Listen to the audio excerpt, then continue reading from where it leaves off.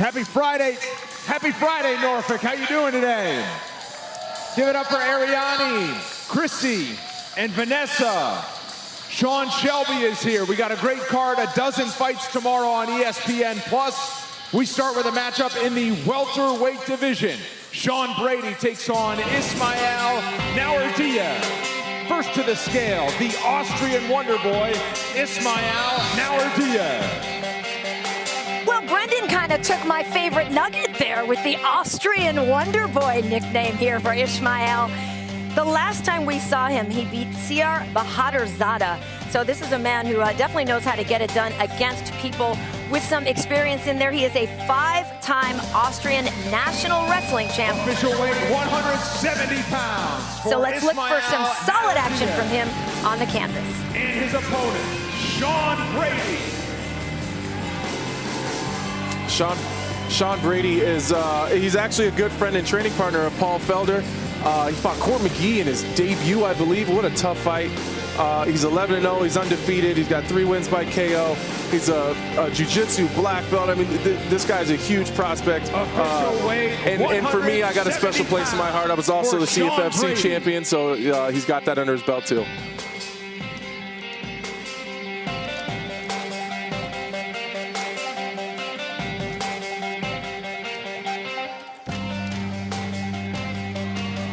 Up next, we are in the featherweight division. Alon Cruz takes on Spike Carlisle. First to the scale, the Alpha Ginger, Spike Carlisle.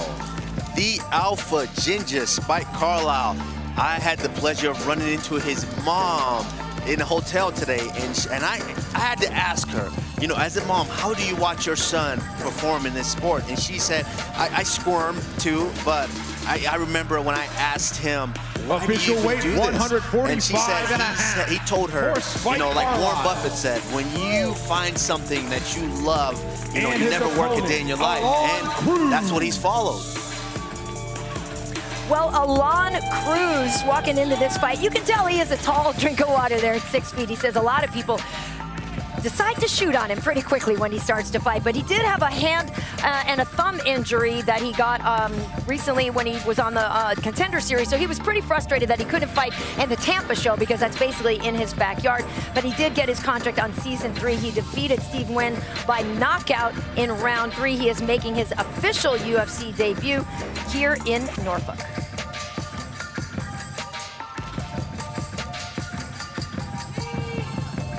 Official weight 145.5 for Alon Cruz.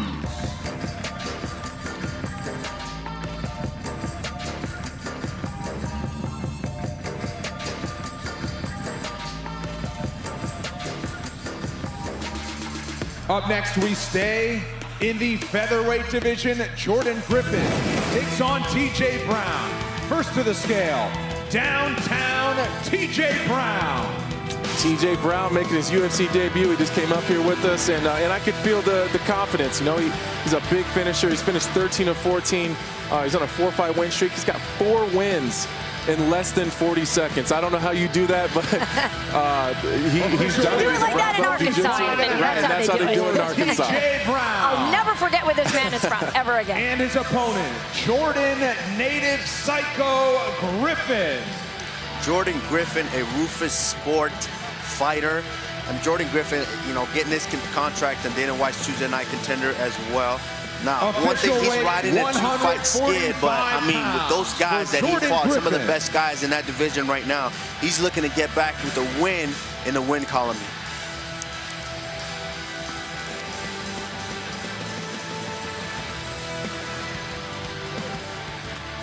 Up next, we're in the lightweight division. Luis Pena takes on Steve Garcia. First to the scale, Steve Mean Machine Garcia. You know, Steve Garcia probably doesn't get the recognition he deserves, but he's probably one of the most well-rounded guys on this card. He was undefeated as an amateur. You know, he's got grappling accolades. He was a kickboxing champion. He's on a 4-5 win streak. He's finished 8 of 11. You know me, I like finishes. So I think this is going to be a better fight than some people are giving it credit for. Official weight 155 pounds for Steve Garcia. And his opponent, Luis Violent Bob Ross Pena. Luis Pena, Violent Bob Ross, a man we all got to know on The Ultimate Fighter. Now, Violent Bob Ross has changed camps. He is now training out of AKA in Florida. I'm sorry, ATT. He left AKA. He went to ATT because he said AKA was too expensive. Not because he didn't love DC and Duran and all the guys up there. He said San Jose was just too expensive for me. He's down at ATT now. He's able to live in the dorms, get some different coaching. So I'm actually expecting to see a little bit of a different Luis Pena this time under the tutelage of some new coaches.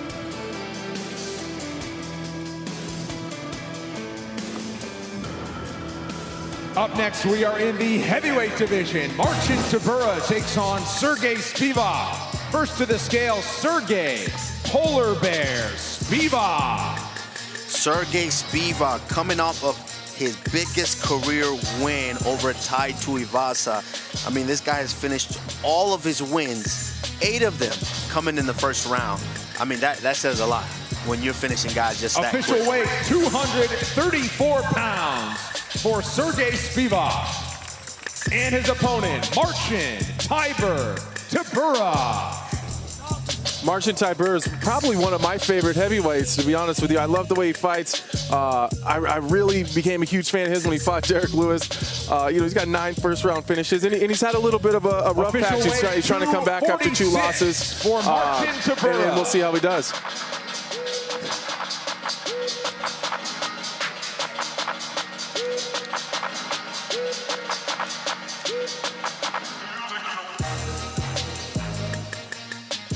Up next, we're in the middleweight division. Brendan Allen takes on Tom Breese.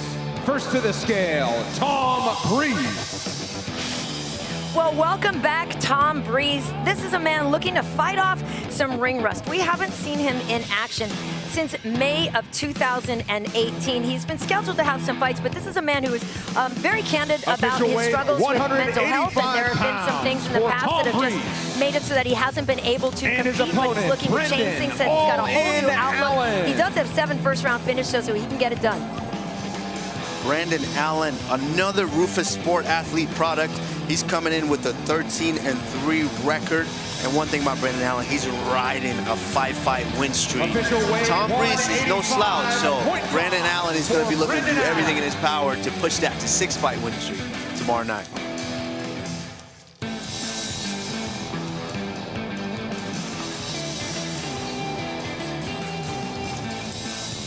Our featured prelim is in the bantamweight division. Gabriel Silva takes on Kyler Phillips. First to the scale, Kyler, the Matrix Phillips. Yeah, Kyler Phillips is making his debut. He's got 4 wins by KO. He's a brown belt in jiu-jitsu. He was on The Ultimate Fighter 27. He's a world champion grappler and a California State wrestling champion, which is nothing to gawk at. That's a hard feat. And I think he's going to be using his wrestling to defend the takedowns and keep himself off the ground, that's for sure. And his opponent, Gabriel Silva. Well, Gabriel Silva knows a couple of things about the UFC. You can see the man walking behind him. That is his brother, Eric Silva, of course, who was in the UFC for quite some time. You know, he's actually the reason that Gabriel got into the sport. He used to take jiu-jitsu with his older brother there and first went with him. So this is a man who has the pedigree, let's just say. 3 first-round finishes, 3 wins by knockout, and for Gabriel the first time out, he fought Ray Borg, so the man knows how to handle some serious competition in the UFC. Featured prelim right there, folks. You're looking at that one. Definitely going to want to see it on ESPN+. We start the main card on ESPN+ in the featherweight division. Grant Dawson takes on Derek Minner. First to the scale, Derek Minner. Derek Minner taking this fight on short notice, 10 days notice, no problem. He was able to come in, make the weight, no problem. And one thing about this guy, he has more first-round finishes than I have fights total, with 20 first-round finishes. And his opponent, Grant KGD Dawson. Grant Dawson, he did come in a little bit overweight. You know, this is one of my teammates, but there's no excuses there. You got to make weight. These 2 guys know each other. They're both from Nebraska. Obviously, I got a connection to both of them. So this is a fight that should have happened on the regional scene. They know they've watched each other fight. Grant Dawson fought on undercards when Derek Minner was the main event. So these guys are very familiar with each other, and I don't imagine that there's going to be too much love lost here. They're not very happy, I'd imagine. As a reminder, we're going to Nebraska. We are. For Anthony Lionheart-Smith versus Glover Teixeira fight in April. Really looking forward to that one. In the women's featherweight division, Megan Anderson takes on Norma Dumont. First to the scale, Norma, the Immortal Dumont. Well, let's give a nice welcome to Norma Dumont, fighting out of Brazil. She is making her UFC debut tomorrow night. This is an undefeated woman, 4-0. She's got 2 first-round finishes, 2 wins by rear naked choke. She's also a former Brazilian national Sanda champion. For Norma Dumont. And her opponent, Megan Anderson. Megan Anderson, another teammate of mine out of Glory in Kansas City. She also spoke a little bit publicly about her struggles with some mental health issues, her anxiety, and personal problems. She credits that with some of the struggles she's had with the mixed results so far in the UFC career. But I've been training with her recently. She seems focused. She's motivated. Her weight cut was easier this time than it's ever been. I think we should expect to see the best Megan Anderson.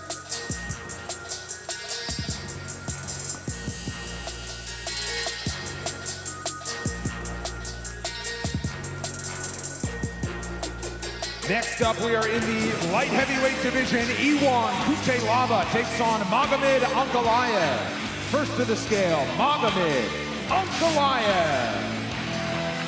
Magomed Ankalaev, I believe this guy is one of the best well-kept secret in the light heavyweight division. I mean, his striking is just amazing. He's able to mix it up so well, and his one lone loss came in a fight that I'm sure he learned a lot of lessons from, that you don't let up, you finish a fight completely all the way through. But man, I'm excited, and I can't wait to see him fight tomorrow night.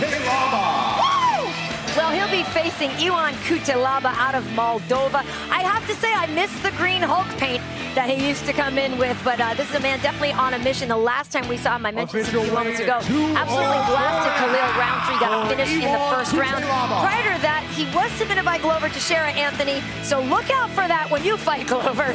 But look at these two ready to rock here in the light heavyweight division, which, to be honest, I think is going through a bit of a renaissance right now. A lot of great fighters in this division coming up, so these two looking to put on a show.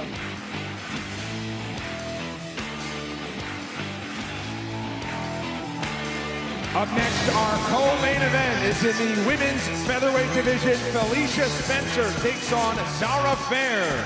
First to the scale, Zara Infinite Fair.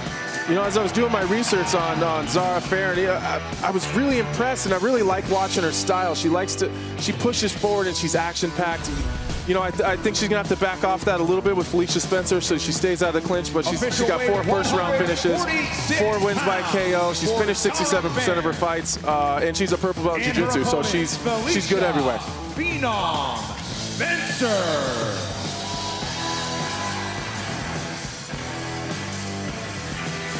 Felicia Spencer. Now, the last time we saw this woman, she was in action against Cyborg. Now, Cyborg is a woman who dominates a lot of people. She went the distance with her, so that is definitely a victory in and of itself. But the first time we saw her, she submitted Megan Anderson, who is also on this card. Megan beat Zara, so if we look at the MMA math, which Felicia does not, you would think that she has the edge in this fight, but Felicia definitely has a good head on her shoulders, not looking past her opponent there. A woman who is very good on the ground, so it should be a fun fight. Justequera Figueiredo. Yeah, Davison, he's only got 1 loss, so he's only tasted defeat 1 time. He did miss weight by 2.5 pounds. Yeah. So he came in over, and you know he seems like he's got past it though. So I think mentally he's already moving on into tomorrow night. And he's got a tough task ahead of him, but he's got 9 first-round finishes. He's got 8 KOs, 6 submissions by 3 different techniques, and he's got a black belt in jiu-jitsu. So he's dangerous everywhere. He's going to push forward. He's going to throw hammers, and I think he's going to put on an exciting fight, even despite the weight cut mishap. Official weight 127 And he looks shredded on the scale. Yeah, I'm not exactly sure where the 2.5 pounds would have come from, but he is not eligible to win a UFC championship tomorrow night. His opponent, Joseph Benavidez. Joseph Benavidez, a professional since 2008. And this is his third UFC title run. And I like what I'm seeing from him. I like what I heard from him. Is when you're going for that title, when you get a chance to actually win that, there's just, you feel like everything is in a state of zen. And that's what I'm seeing from Joseph Benavidez, with the way he's walking, the way he talks, the way he approaches the game now. You know, you can just see that he is in that state of zen, and he's prepared to go out there and win a title tomorrow night.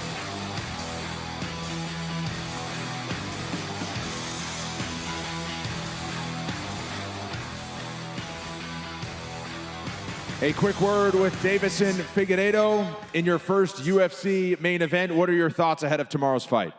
Pensamento no primeiro main event no UFC. Galera, eu tô preparado para bater nesse cara amanhã. Eu tô aqui, eu devo isso a vocês. Eu não bater peso aqui no evento, é a primeira vez que aconteceu isso comigo. Eu sempre fui profissional e nunca faltei de respeito ao evento. Mas infelizmente aconteceu. E tô devendo um show da noite amanhã para vocês. Eu vou nocautear esse cara. You know, I always was professional. This happened and not get the weight, but tomorrow I'm gonna knock out him out. I'm gonna submit him. I own this for the people, because you guys deserve see a great fight tomorrow. Tomorrow is gonna be unbelievable fight. I'm focused to knock out Benavidez out, or submit him. You guys not missing, because this is gonna be the fight of the night. You can write down. Benavidez is gonna be a knockout tomorrow. It's gonna be a war in the octagon. I own this for you guys. Watching the ESPN. Deiveson Figueiredo, everybody. A word with Joe Benavidez. You fought for this title before. Your thoughts ahead of fighting for it again tomorrow? Feeling good. Everything feels just like it's supposed to. You know, like you guys mentioned, the guy missed weight. It doesn't affect anything I was coming to do. Just shows he was never going to win it anyway, and doesn't change my goal. Let's go. I'm ready to put on a show.